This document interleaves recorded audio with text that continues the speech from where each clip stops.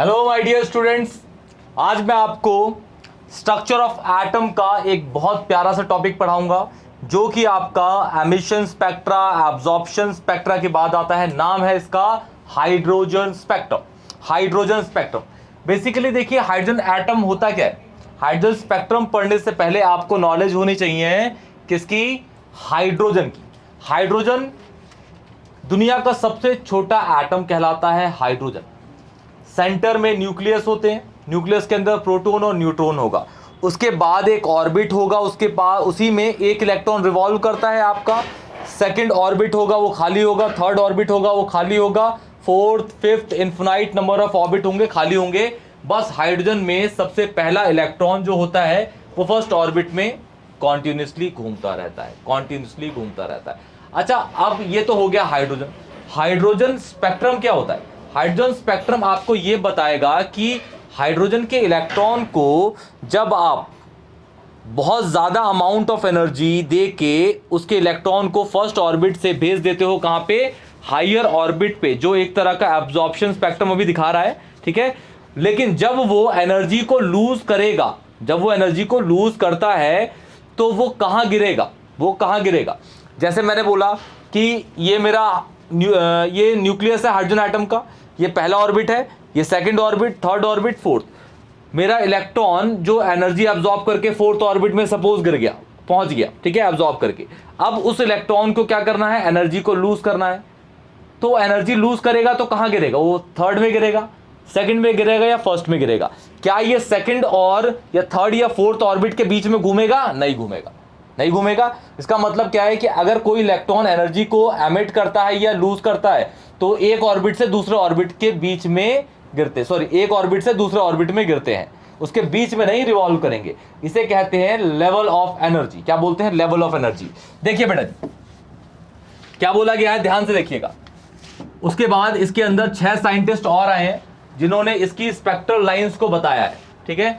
नाम थे Lyman, Balmer, Paschen, Brackett, Pfund और लास्ट है आपका हम्फ्रे। हम्फ्रे आपके एनसीईआरटी में है नहीं, लेकिन फिर भी आपको मैं पढ़ा दूंगा क्योंकि नीट और जेई में वो आता है। क्लियर है?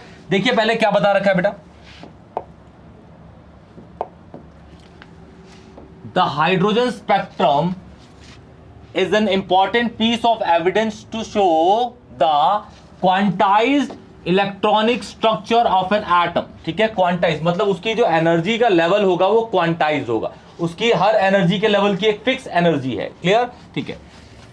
The hydrogen atoms of the molecule dissociate as soon as an electronic discharge is pass through a gaseous hydrogen molecule.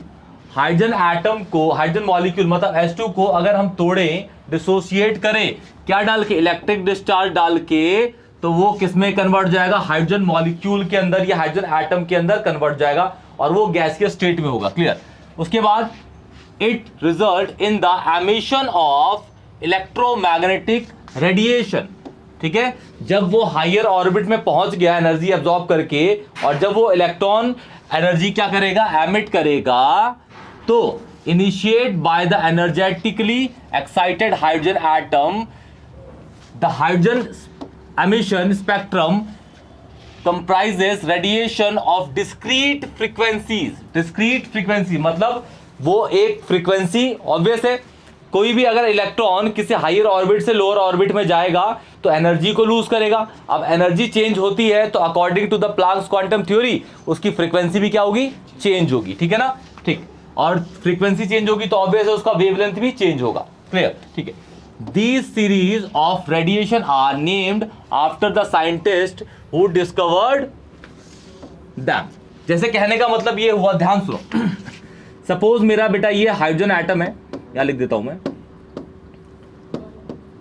Hydrogen atom, ये पहला ऑर्बिट हो गया, ये सेकंड ऑर्बिट, ये third orbit, fourth, fifth, sixth, seventh और ये ATC करके infinite, ये nth ऑर्बिट हो गया। ठीक है, ये फर्स्ट ऑर्बिट हो गया, second, third, fourth, fifth, sixth और ये सेवंथ। क्लियर है? ठीक।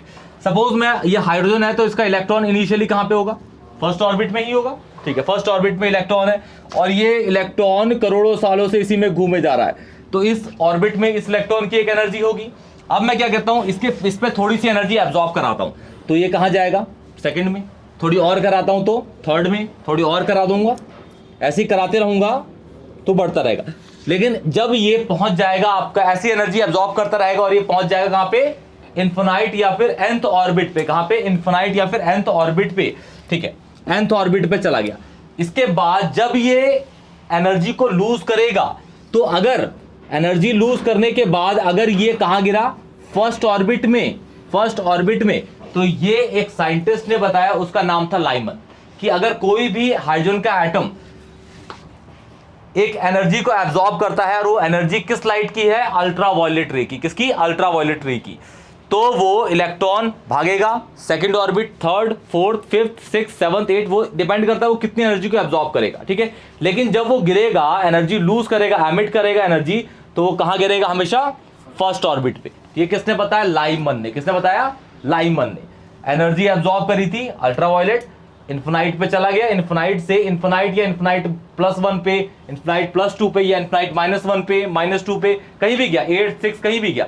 लेकिन जब वो एनर्जी को लूज करेगा तो कहां गिरेगा, हमेशा फर्स्ट ऑर्बिट पे। किसने बोला, ये लाइमन ने। और एनर्जी या फिर रेडिएशन कौन सा एब्जॉर्ब कर रखा था उसने, अल्ट्रावायलेट, अल्ट्रावायलेट। उसके बाद दूसरे साइंटिस्ट आए, उन्होंने क्या बोला कि भाई अब मैं हाइड्रोजन एटम को अल्ट्रावायलेट रे नहीं, विजिबल जो ट्यूबलाइट की एनर्जी होती है, लाइट होती है, ये वाली उसने एनर्जी एब्जॉर्ब कराई उसके अंदर। और वो इलेक्ट्रॉन सेम, थोड़ी सी अगर लाइट एब्जॉर्ब करी उसने तो सेकंड पे, थर्ड पे, और ज्यादा करते करते इन्फिनाइट पे। लेकिन जब वो गिरा तो वो फर्स्ट में नहीं गिरा, वो कहां गिरा, सेकंड ऑर्बिट पे। तो ये किसने दिया, बाल्मर सीरीज। किसने, बाल्मर सीरीज। किसने, बाल्मर ने।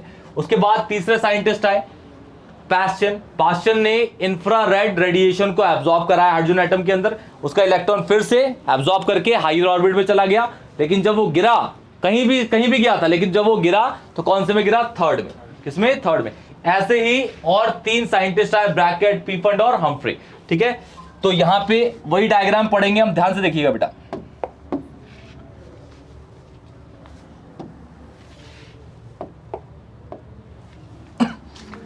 ये मेरा बेटा जी हो गया न्यूक्लियस। ये क्या हो गया मेरा, ये प्लस है न्यूक्लियस, ठीक है। और ये फर्स्ट ऑर्बिट है, ऑर्बिट्स को मैंने लाइन में ड्रॉ कर दिया है, first, second, third, fourth, fifth, 6, 7, 8, 9, 8 हो गए। और इस पे जितने भी होंगे इसके ऊपर भी होंगे, इन्फिनाइट होंगे। क्लियर है, ठीक है। यहां लिख देता हूं भाई, यहां लिख देता हूं, ये कौन सा हो गया, फर्स्ट है, ये सेकंड है, ये थर्ड, फोर्थ, 6, 7 और ये 8, ऐसे ही सो ऑन चलते रहेंगे ऊपर, ठीक है ना, ठीक है। सबसे पहले थे लाइमन ने हाइड्रोजन एटम में कौन सी एनर्जी को एब्जॉर्ब कराया, अल्ट्रावायलेट को। और वो एनर्जी एब्जॉर्ब करके इलेक्ट्रॉन चला गया दूर तक। लेकिन जब वो गिरा, वो सपोज कहते हैं 8th ऑर्बिट में चला गया था, लेकिन 8th के बाद जब वो गिरा तो कौन सा ऑर्बिट में गिरा भाई, फर्स्ट में। अगर 8th में गया था तो भी फर्स्ट में गिरा, 7th में गया था तो भी वो फर्स्ट में, 6th में गया था तो भी वो फर्स्ट में, 5th में जाता तो भी वो फर्स्ट में। कौन सी एनर्जी एब्जॉर्ब कर रखी थी बेटा इसने, थर्ड में भी, सेकंड से भी, ठीक है। कहीं भी एनर्जी, चाहे वो 9th में गया हो, 10th में गया, लेकिन जब वो ड्रॉप करा, एमिट करा उसने एनर्जी, तो कौन सा ऑर्बिट में गया, फर्स्ट ऑर्बिट में। कौन सी सीरीज है बेटा ये, लाइमन की। किसकी है, लाइमन सीरीज। क्या है बेटा ये, यहां पे लिख देता हूं मैं, ये है लाइमन, LYMAN, लाइमन, ठीक है। उसके बाद दूसरे साइंटिस्ट आए, उनका नाम था बाल्मर। क्या नाम था, बाल्मर ने जो लाइट एब्जॉर्ब कराई, वो कौन सी एब्जॉर्ब कराई, विजिबल स्पेक्ट्रम, विजिबल लाइट। तो इलेक्ट्रॉन जो एमिट एनर्जी एब्जॉर्ब करके इन्फिनाइट पे चला गया, इन्फिनाइट या कहीं भी चला गया, 9th, 8, 10, इन्फिनाइट कहीं भी। लेकिन जब वो एनर्जी एमिट करता है तो इलेक्ट्रॉन कहां जाता है आपका, सेकंड ऑर्बिट में। कहां बेटा जी, सेकंड ऑर्बिट में। कहां पे, सेकंड ऑर्बिट में। इसकी पूरी टेबल बना दूंगा अभी मैं, कहीं से भी, कहां पे, सेकंड पे, ठीक है। दूसरे कौन से थे, बाल्मर। कौन से थे, बाल्मर। पहले थे लाइमन, दूसरे थे बाल्मर। तीसरे आए आपके पास्चन। उन्होंने हाइड्रोजन एटम में कौन सी एनर्जी को एब्जॉर्ब कराया, इंफ्रारेड को। इलेक्ट्रॉन चला गया इन्फिनाइट पे, लेकिन जब उसने एनर्जी एब्जॉर्ब एमिट करी तो कौन से पे गया, थर्ड ऑर्बिट पे। कौन से पे, थर्ड ऑर्बिट पे, थर्ड पे, थर्ड पे, थर्ड पे। क्या नाम था, पास्चन। क्लियर है? इसमें यूवी थी, इसमें विजिबल, इसमें आपकी कौन सी है? इंफ्रारेड। फोर्थ जो साइंटिस्ट आए वो थे आपके ब्रैकेट। आप बोलोगे कि इसमें कौन सी भाई लाइट यूज करी गई, तो इसमें भी फोर्थ वाले ब्रैकेट में भी इंफ्रारेड रे ही यूज करी गई थी। बस ये है, देखो इंफ्रारेड, आप बोलोगे कि भाई इसमें भी इंफ्रारेड हुई और जो ब्रैकेट है उसके अंदर भी इंफ्रारेड यूज हुई। तो इंफ्रारेड ऐसा नहीं है कि इंफ्रारेड की एक ही पर्टिकुलर फ्रीक्वेंसी या वेवलेंथ होती है। सपोज कहता हूं एक रेंज है 100 से, सपोज कहता हूं 100 से 200 के बीच में, इस 100 से 200 के बीच में जो भी लाइट आएगी वो कौन सी कहलाएगी? इंफ्रारेड। तो सपोज कहता हूं जो पास्चन वाली एनर्जी एब्जॉर्ब कर रखी थी वो 100 वाली थी और जो ब्रैकेट ने एब्जॉर्ब करी थी वो 120 वाली थी। समझ गए? मतलब है उसी रेंज की लेकिन थोड़ी सी ज्यादा होगी। क्या होगी? थोड़ी सी ज्यादा। तो इसने भी कौन सी एनर्जी को एब्जॉर्ब कर रखा था? इंफ्रारेड को, और वो चला गया इंफ्रारेड लेके, लेकिन जब वो गिरा तो कौन से पे गिरा? फोर्थ पे। कौन से पे? फोर्थ पे। कौन से पे बेटा? फोर्थ पे। नाम क्या था इनका? ब्रैकेट। क्या नाम था? ब्रैकेट। ब्रैकेट, ठीक है। इसके बाद आए आपके पीफर्ड। पीफर्ड ने इससे ज्यादा इसने ली इंफ्रारेड की, इससे ज्यादा किसने ली? आपकी पीफर्ड ने, वो भी इंफ्रारेड ही थी। ऐसे ही वो एनर्जी एब्जॉर्ब करके हायर पे चला गया, लेकिन जब उसने लूज किया तो कौन से पे गया? फिफ्थ ऑर्बिट पे। कहां पे? फिफ्थ ऑर्बिट पे। फिफ्थ पे। फिफ्थ पे। क्लियर है? P fund. क्या नाम था? P fund. क्लियर है? फिर आया आपके लास्ट, नाम है उनका हम्फ्रे। उन्होंने भी इंफ्रारेड रे को एब्जॉर्ब कराया, लेकिन जब वो गिरा इलेक्ट्रॉन, वो कौन से पे गिरा? सिक्स्थ ऑर्बिट पे। कहां पे? सिक्स्थ ऑर्बिट पे। सिक्स्थ ऑर्बिट पे। ये थे हम्फ्रे। क्या था? हम्फ्रे। हम्फ्रे कौन थे? हम्फ्रे। क्लियर है? क्लियर? तो ये आपका पूरा का पूरा स्पेक्ट्रम था लाइमन। इन्फिनाइट से कहां पे गिर रहा है? फर्स्ट पे। बाल्मर कहां गिर रहा है? सेकंड पे। पास्चन थर्ड पे, ब्रैकेट 4 पे, पीफंड 5 पे एंड हम्फ्रे 6 पे। क्लियर है? इसको नोट कर लीजिए पहले बेटा। यहां पे रेडिएशन के नाम भी लिख देता हूं बेटा। अभी वैसे टेबल में बना ही दूंगा सारा टेबल, पूरी इसकी प्रॉपर टेबल बनाऊंगा, बहुत प्यारी सी टेबल। ठीक है? इसमें थी अल्ट्रावायलेट, इसमें थी विजिबल, इसमें थी IR, इसमें थी IR, इसमें भी कौन सी थी? IR, और इसमें भी कौन सी थी? IR। क्लियर है? इन सब में IR, लेकिन इन IR की में जो थोड़ा सा डिफरेंस था, थोड़ा सा। क्लियर है? ठीक, जल्दी नोट करिए बेटा इसको। ये हाइड्रोजन स्पेक्ट्रम है। ठीक है? जल्दी फास्ट।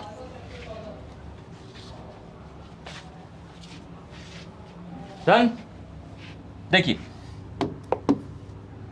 ये है इसका पूरा प्यारा सा डायग्राम, देख लीजिए ये इस तरीके से। ठीक है? ये यहां पे क्या है बेटा? ये है आपका न्यूक्लियस। क्या है बेटा? ये न्यूक्लियस। ठीक है? ये पहली शेल है लाइमन की। कहीं भी था, कहीं पे, यहां पे इसने 4 से दिखा रखा, लेकिन कहीं से भी गिरेगा वो कहां पे गिरेगा? हमेशा 1 पे। बाल्मर का सेकंड पे, पास्चन का थर्ड पे, ब्रैकेट का, पीफर्ड का, एक और है हम्फ्रे जो मैंने आपको लिखवा दिया है। क्लियर है? देख लीजिए बिल्कुल वैसा ही है। ठीक है ना? और ये और हाइयर से गिर सकता है, और हाइयर से। ठीक है? और हाइयर जा सकता है। क्लियर है? ठीक है? ठीक है, अब इसका हम टेबल बनाते हैं एक प्यारा सा। देखिए टेबल कुछ इस तरीके का है बेटा जी। इसका पहले ये साइंटिस्ट या सीरीज के नाम है, ये सीरीज है। ठीक है ना? सीरीज। ठीक है? साइंटिस्ट या फिर सीरीज। कौन सी सीरीज है बेटा? Lyman series, Balmer, Paschen, Brackett, Pfund and Humphrey. ठीक है? अच्छा, इसमें लाइमन में कौन सी लाइट यूज हो रही थी बेटा? यूवी। इसमें विजिबल, टेबल बनानी है बेटा। फिर IR, फिर IR। ठीक है? इन सब में लास्ट के 4 में IR। अच्छा, लाइमन का जो इलेक्ट्रॉन बेटा, लाइमन का जो इलेक्ट्रॉन गिरा था वो कहां पे गिर रहा है? फर्स्ट में, तो N1 होगा उसका 1। ठीक है? और बाल्मर का सेकंड में, इसका थर्ड में, इसका फोर्थ में, इसका फिफ्थ में, इसका सिक्स्थ में। अच्छा, लाइमन का गिर तो 1 में रहा था, लेकिन कहां से गिर रहा था भाई? सेकंड से गिर सकता था, थर्ड से, फोर्थ से, 5 से, 6, 7, इन्फिनाइट या N से। तो N2 की वैल्यू क्या होगी इसकी? 2 इन्फिनाइट। समझ आया? बाल्मर का इलेक्ट्रॉन कहां से गिर रहा था? थर्ड से सेकंड में, फोर्थ से सेकंड में, फिफ्थ से सेकंड में, सिक्स से सेकंड में, फाइव से, कहीं से भी, लेकिन वो सेकंड में। तो इसका होगा सेकंड से ऊपर वाला, third, four, five, infinite. Paschen का कहां से गिरा था? फोर्थ से, फाइव से, six, seven, eight, nine, infinite. ठीक है, 4, 5, 6, 7, इन्फिनाइट। क्लियर? अच्छा, ब्रैकेट का 5 से गिर रहा था 4 में, 6 से गिर रहा था 4 में, 7 से गिर रहा था, या फिर इन्फिनाइट से। ठीक है ना, 5, 6, 7, इन्फिनाइट। पी फंड का 6 से 5 में, 7 से 5 में, 8 से 5 में, इन्फिनाइट से 5 में। 6 हम्फ्रे कहां से गिरा था बेटा? 7 से 5, 6 में, 8 से, 9 से, 10 से। तो ये इसकी पूरी की पूरी टेबल है, ये इसकी टेबल है बेटा पूरी। ठीक है, जल्दी से नोट करिए इसको।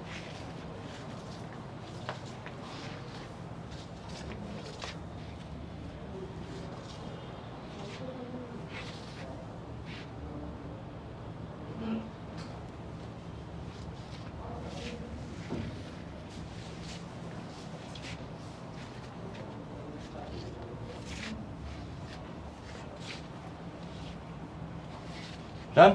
देखिए, यहां पे मैं आपको एक नया फॉर्मूला लिखवा दूंगा।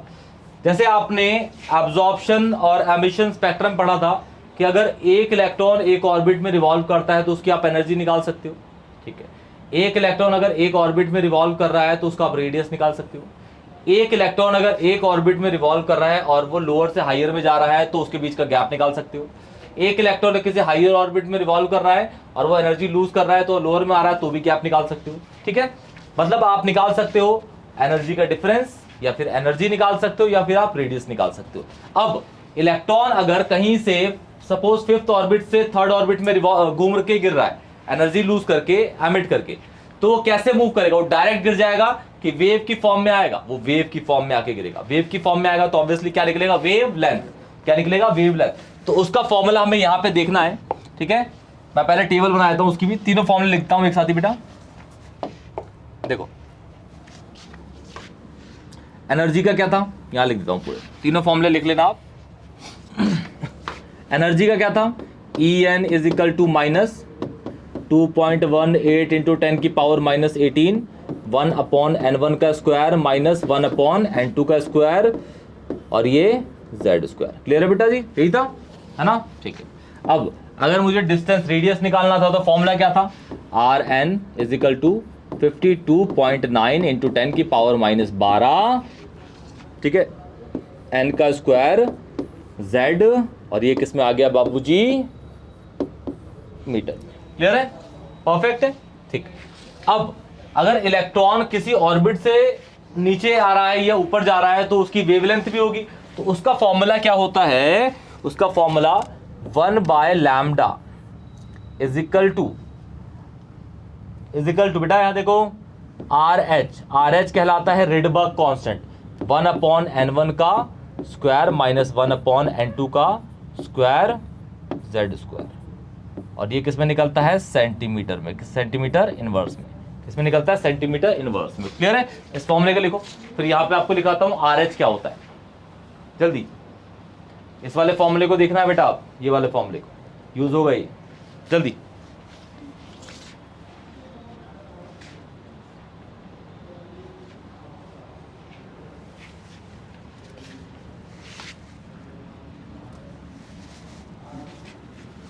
देखिए यहां पे जो ये RH है, RH को हम कहते हैं, इसी के नीचे लिखना बेटा, RH को कहते हैं, RH जो है हमारा, इसे बोलते हैं रिडबर्ग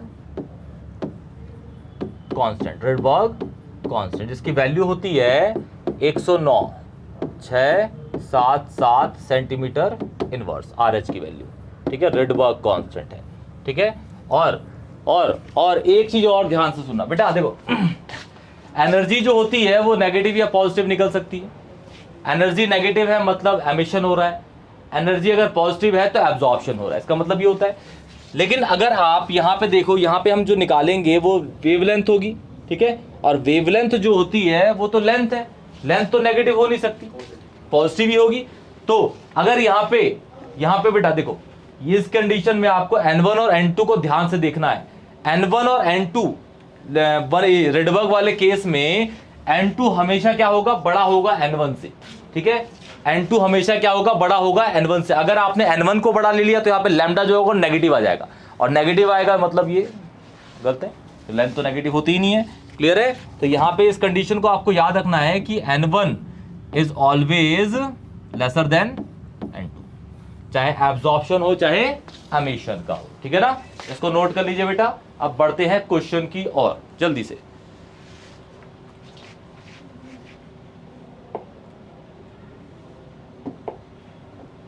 डन, ठीक। अच्छा, एक और चीज है, जैसे आपको पता है कि 1 by time is equal to frequency होता है, 1 by lambda is equal to wave number होता है। यहाँ पे ये 1 बाय लैम्डा है तो इसको मैं वेव नंबर के इक्वल लिख सकता हूँ, वेव नंबर के, हाँ कह सकता हूँ ना। तो इसको भी याद रखिए, क्वेश्चन में आ सकता है कभी, ठीक है। इसको नोट कर लीजिए। अब बढ़ते हैं नेक्स्ट क्वेश्चन की ओर। क्वेश्चन देखिएगा किस तरीके से होंगे, याद रखिएगा। जब भी आप लैम्डा निकालेंगे ट्रांजिशन के लिए तो N2 हमेशा आपको बड़ा लेना है N1 से। N2 हमेशा क्या लेना है, बड़ा लेना है, ठीक है ना। जो बड़ा वाला होगा वो N2 होगा। क्लियर। बढ़ते हैं क्वेश्चन पे। देखिए क्वेश्चन क्या क्या रखा है बेटा। What is the energy in joule required to shift the electron from hydrogen atom from first Bohr orbit to fifth, ठीक है। जूल में निकालना है इलेक्ट्रॉन कहां से कहां गया, पहले से फिफ्थ पे गया। फिर बोला गया है आपको क्या निकालना है बेटा, आपको लैम्डा भी निकालना है, ठीक है। when the electron return to the ground state कौन सी होगी, फर्स्ट। ग्राउंड स्टेट कौन सी होती है, फर्स्ट स्टेट, ठीक है। अच्छा, आपको बोला गया है ग्राउंड स्टेट की एनर्जी आपको दे रखी है, लेकिन ये किसमें दे रखी है, अर्ज में, ठीक है, अर्ज में। और आपको ये पता होना चाहिए कि 1 अर्ज जो होता है, 1 जूल जो होता है वो 10⁻7 अर्जेस होते हैं, ठीक है। तो हम सीधा जूल वाला ही फॉर्मूला लगा देंगे, इसका क्या ही करना है, हमें जूल वाला फॉर्मूला तो पता ही है पहले से, ठीक है। तो सॉल्यूशन बेटा जी कुछ इस तरीके का हुआ, ध्यान सुनना। ये इलेक्ट्रॉन मेरा था, ये पहला ऑर्बिट, दूसरा, तीसरा, चौथा और ये पांचवा। इलेक्ट्रॉन कहां से गया, फिफ्थ से ना, फर्स्ट से फिफ्थ में ना बेटा। ये मेरा पहला था इसमें, अब ये मूव कर गया फिफ्थ में, ठीक है, ठीक है। तो ये हो गया मेरा एब्जॉर्प्शन हो गया, ये E1 हो गया, ये हो गया E5, है ना। तो चेंज कैसे निकाल दूंगा बेटा जी, delta E is equal to E5 minus E1, ठीक है, ठीक है। कॉमन आपको पता ही है कि, और हाइड्रोजन एटम तो Z इज इक्वल टू 1 होगा, तो माइनस 2.18 इंटू 10⁻⁻18 1 अपॉन ये 5 का स्क्वायर, इसका स्क्वायर 5 का स्क्वायर माइनस 1 अपॉन 1 का स्क्वायर 1 का स्क्वायर। क्लियर है। सॉल्व करेंगे तो ये आ जाएगी आपकी एनर्जी। निकाल लो बेटा।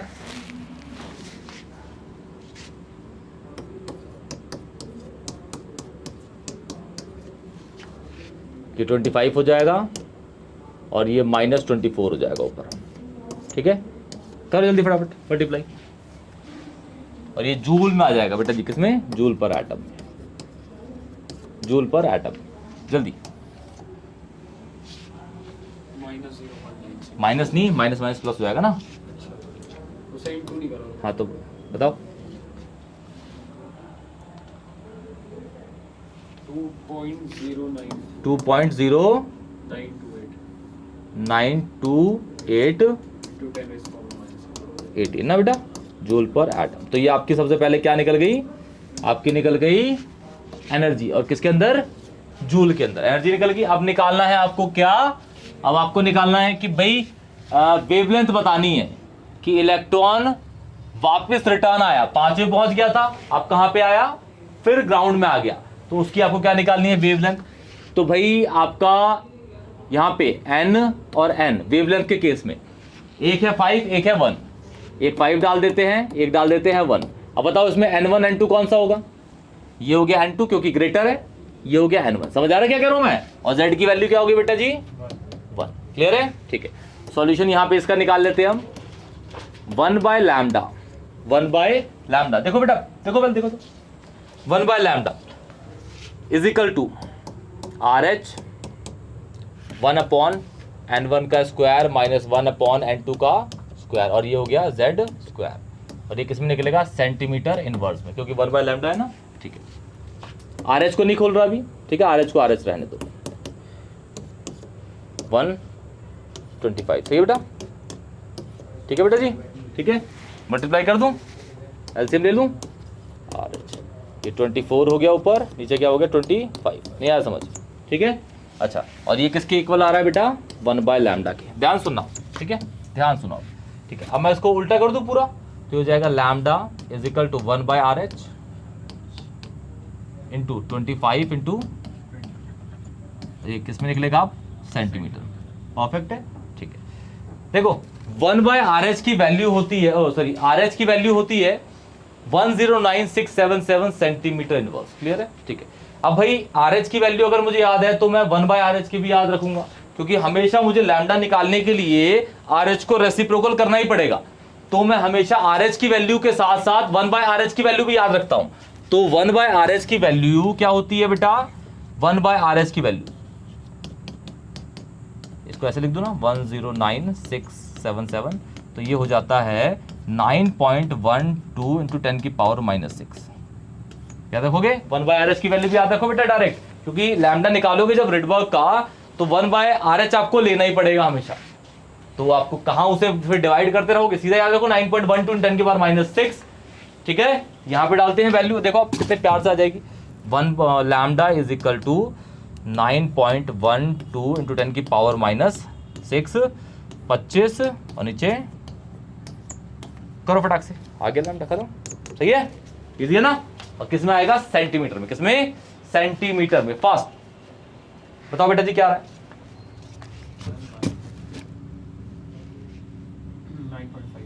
9.5 इंटू 10 की पावर -6 सेंटीमीटर, खत्म, ये आ गया लैम्डा आपका, हो गया, कितना प्यारा था। जल्दी फास्ट नोट करिए बेटा, फास्ट फास्ट जल्दी, इजी है ना, समझ गया ना क्या चल रहा है।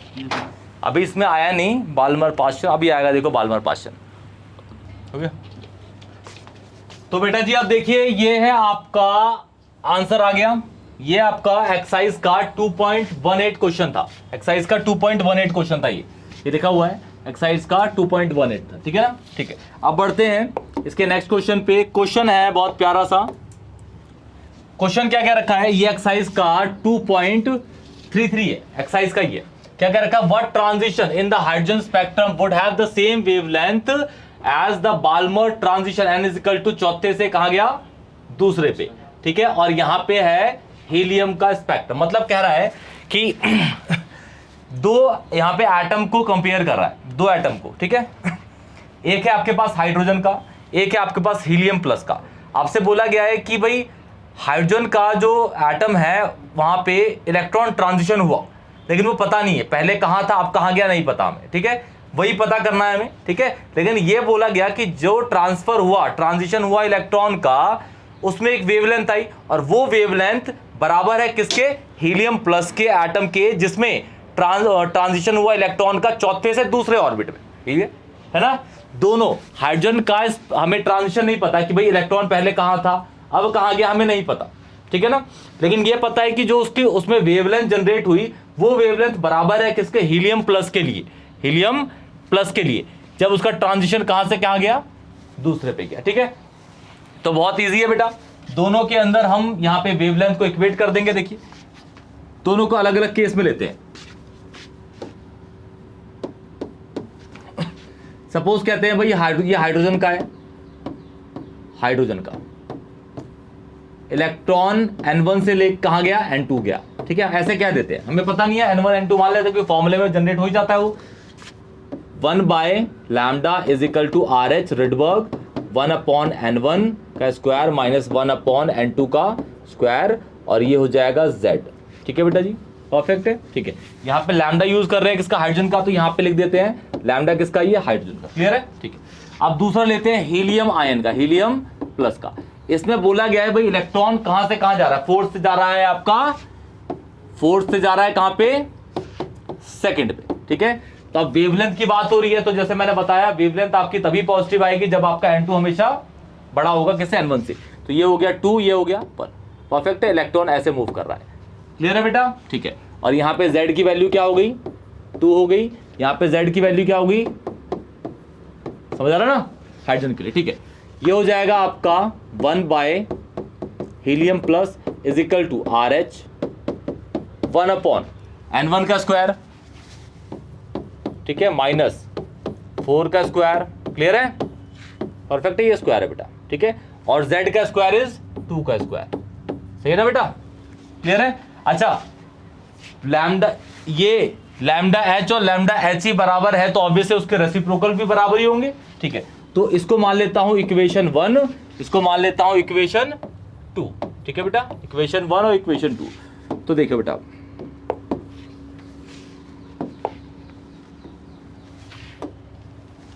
अगर लैम्डा h और लैम्डा h e प्लस बराबर है, इसका मतलब क्या हुआ कि lambda 1 upon lambda h is equal to 1 upon lambda h e भी, h e का प्लस भी बराबर होगा।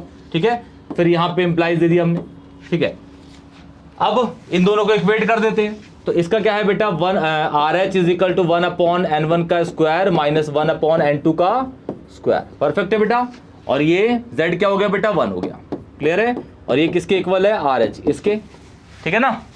ठीक है, अब यहाँ पे जो ये है आपका, ये 4 हो जाएगा, ये 16, ये 4 हो जाएगा, 4 को अंदर डाल दूंगा तो हो जाएगा 4/4 माइनस 4/16। क्लियर है? यहाँ पे RH कट गया। ठीक है, इसको 1 को अंदर घुसा दूं तो वही बचेगा ये। अब देखो, ये हो जाएगा आपका इंप्लाइज लेके 1 अपॉन N1 का स्क्वायर माइनस 1 अपॉन N2 का स्क्वायर। ठीक है, इज इक्वल टू, ये क्या कट जाएगा, ये तो 1 1 हो गया, ये 1/4 हो गया, मतलब ये हो जाएगा 1/1 माइनस 1/4। डाउट है? तो ये अभी तक इक्वेशन आ गई है आपके पास, ये इक्वेशन आ गई है बेटा। देखो ये वाली इक्वेशन, ध्यान से देखो इस इक्वेशन को। ठीक है, अब देखो ये एक ही इक्वेशन है और 2 वेरिएबल है, तो कोई सॉल्व नहीं कर पाएगा बेटा, इसको कोई भी सॉल्व नहीं कर पाएगा। बट एक तरीका है इसको सॉल्व करने का, अगर आप इसको कंपैरिजन बेसिस पे लो तो आप इस इक्वेशन को सॉल्व कर सकते हो। नहीं तो एक इक्वेशन में अगर 2 वेरिएबल है तो कोई सॉल्व नहीं कर पाता उसको। 2 वेरिएबल को सॉल्व करने के लिए 2 अलग अलग इक्वेशन होनी चाहिए, उसमें 2 सेम वेरिएबल होंगे तभी वो इक्वेशन सॉल्व होगी। ये एक ही इक्वेशन है, इसमें 2 वेरिएबल है, एक N1 है एक N2 है, कोई इसको सॉल्व नहीं कर पाएगा। बस एक ही रास्ता है, वो है कंपैरिजन। ठीक है, अब यहाँ पे मेरे पास कंपैरिजन का सिस्टम तो बना हुआ है। अब देखिए जरा, ये है 1, यहाँ भी 1, माइनस माइनस 1 1, नीचे देखिए N1 का स्क्वायर है, ये N2 का, इसको भी स्क्वायर स्क्वायर बना देता हूं। देखिए 1 अपॉन N1 का स्क्वायर माइनस 1 अपॉन N2 का स्क्वायर। क्लियर है? अब इसके बगल वाली चीज 1 माइनस 1 तो यहां भी है, क्या मैं इसको 1 स्क्वायर बना सकता हूं? हाँ, इसको 1 का स्क्वायर बना देता हूं और इसको क्या बना देता हूं, 2 का स्क्वायर। ठीक है, फिर यहां लिख दीजिए ऑन कंपैरिजन, ऑन कंपैरिजन। ठीक है, इस वाली इक्वेशन को N1 क्या हो गया, N2 क्या हो गया, मतलब हाइड्रोजन का जो ट्रांजिशन हो रहा था वो 1 से 2 पे हो रहा था या फिर 2 से 1 पे हो रहा था। समझ गए? ये ट्रांजिशन है इसका, लेकिन हो गया, ये ट्रांजिशन है किसका, हाइड्रोजन का। क्लियर है? ये आपका है कौन सा, 2.33। जल्दी नोट करिए इसको। ये आपका पूरा का पूरा हाइड्रोजन स्पेक्ट्रम यहां पे खत्म हो गया। कोई भी डाउट होता है तो कमेंट सेक्शन में बताइए, वीडियो को लाइक करिए और चैनल को जरूर सब्सक्राइब करिए। तब तक के लिए टेक केयर।